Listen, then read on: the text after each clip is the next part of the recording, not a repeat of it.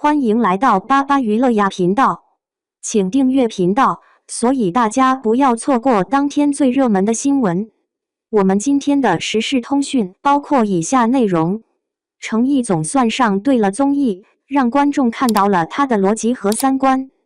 自从电视剧《琉璃》播出之后，程毅简直就是一夜爆红。走红之后的程毅也参加了一些综艺节目，可以说深受观众的喜欢。不知道大家还记不记得程毅在《跑男》里的表现，完全就是一个游戏黑洞，给观众带来了很多欢乐。让人记忆最深的就是盲猜牛肉游戏了，程毅每次都是非常自信地说自己懂了。当自己上手玩的时候，才发现程毅从头到尾根本就没有读懂规则。站在程毅的角度来说，他真的不适合这种游戏，甚至可以说不适合这种综艺，玩不了啊。但是站在观众的角度来说，程毅这种憨憨的表现反倒是比那些精明的好看多了，满满的全是笑点。站在粉丝的角度来说，我觉得程毅与其上这种综艺，让观众觉得自己不聪明，真不如直接不参加。对于观众来说，看多了明星在综艺节目中的表现之后，回过头来再看他演的电视剧，多少会有点别扭。看了当时的节目之后，我觉得程毅是不适合综艺节目的，有点毁坏电视剧中的形象。相信很多观众也是这样想的吧，毕竟看完电视剧之后，心里还是有一个完美形象的。不过，看完刚开播的综艺《初入职场的我们》之后，我觉得被打脸了。程毅总算上对了综艺，让观众看到了他的逻辑和三观。程毅的表现打了很多观众的脸，不是他不适合综艺，只是没上对综艺罢了。初入职场的我们是一档职场观察类真人秀，现在已经是第2季了。不管大家有没有看过第1季，相信很多人都听说过孟雨桐。自从她得到了 offer 之后，跟着董明珠上了多次热搜。这一季的改变还是相当大的，从职业到嘉宾全换了。这次做的是法医季，这个职业选择的还是相当好的，因为可以满足观众的求知欲。在各种推理断案类影视剧和综艺节目的助攻之下，观众真的越来越想了解法医这个职业了。每天看着电视剧中那些看2眼尸体就能准确说出死因、死亡时间的剧情，观众眼里只有佩服，但这是真实的吗？对于观众的各种疑问和猜测，在这一季的节目中全能得到解答。换句话说，看完这档综艺之后，你再看此类电视剧就知道是不是瞎拍了。在嘉宾阵容方面，这次可以说是完全大换血。上一季的蒋昌建、靳梦佳、于朦胧、张萌等人没有一个来的。这次的观察嘉宾一共有4位，分别是程毅、齐思钧、翟潇闻、周雨彤。一开始看到这个阵容之后，相信很多人对周雨彤是抱有很大期望的，因为她演过法医秦明。不过，看完2期的节目之后才发现，原来程毅才是宝藏。在实习生的一个考核案件当中，4位明星嘉宾分别被安排上了角色，实习生会对他们进行采访。说白了，这就是沉浸式的剧本杀。对于4位年轻的明星嘉宾来说，怎么可能不喜欢呢？在完成了自己的扮演工作之后，4位也是聚在一起对这个案件进行了复盘和分析。在整个推理的过程中，程毅充分展现了他的逻辑和三观，简直是让人太赞了。第一，逻辑。在复盘的时候，程毅率先提出了思是意外死亡，因为现场没有打斗的痕迹。紧接着程毅又用排除法先后把其他选项排除，最终做出决定是意外死亡。这个结果听起来好像很不靠谱，但其实这就是正确答案，因为结果是被冻死的。当周雨彤提出不同的想法，说可能是有一位男性在吃完饭之后约思思出门散步，紧接着发生了一些事情。听到这个想法之后，程毅立马反驳了周雨彤。4个人喝了2瓶高度伏特加，外加17瓶啤酒，而且全喝光了。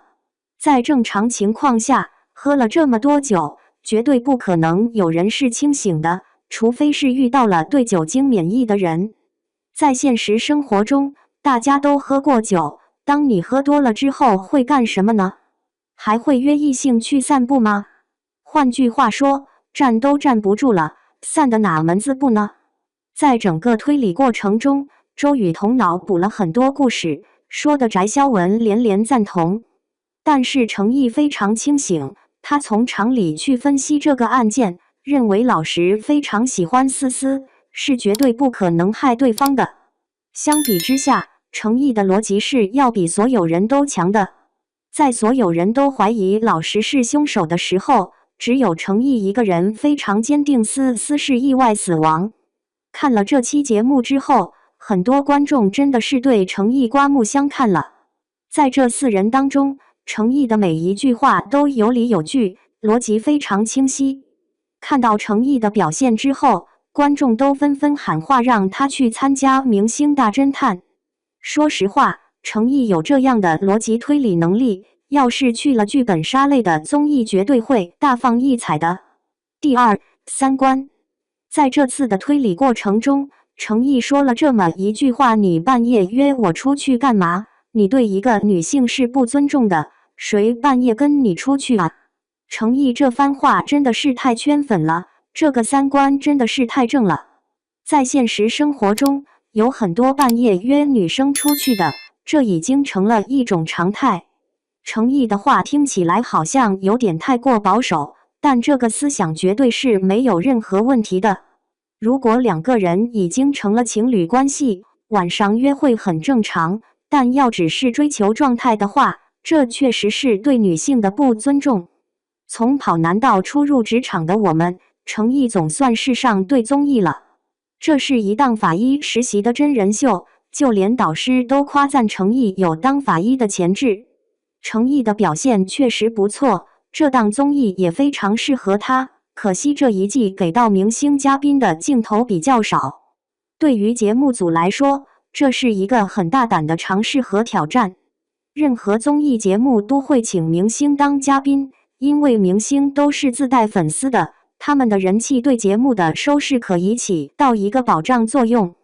对于粉丝来说，谁都希望自家爱豆在节目中有更多的镜头。这2年的王牌对王牌经常被观众吐槽飞行嘉宾没镜头，甚至还有明星发文暗讽被一剪梅。这次初入职场的我们敢于打破这种常规套路，把绝大部分镜头都给到素人嘉宾，真的是实属不易的。当然，从2期节目的口碑和收视来看，这样的升级是成功的。毕竟这些年有很多的素人恋综和素人职场综艺，比如心动的信号和令人心动的 offer。一开始的时候，观察室的明星嘉宾聊天还是很有营养的，能说出很多的干货。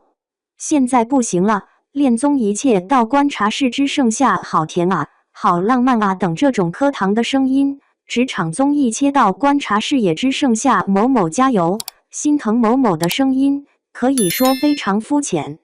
随着这2类综艺越来越多，观察室越来越没有输出的时候，观众开始疯狂吐槽。这次节目组把重点全放在实习生身上，再加上这一季的法医季有各种推理和离奇案件，观众看得非常上头。实话实说，我觉得这档节目是要比那些剧本杀综艺更好看的，因为所有的案件都是真实的。比如这次的驴友案件，要是放在其他综艺中，谁会相信7月份的大夏天会冻死人呢？又有谁会知道人被冻死之前会反常脱衣，最后还会露出笑容？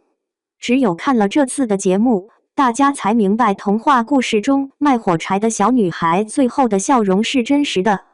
在现在这个职场观察类真人秀泛滥的市场大环境下，我觉得这一季初入职场的我们是非常好的。这次的职业选择非常正能量，又符合年轻人喜欢剧本杀的心理，这档节目必将成为爆款，而且非常值得推荐。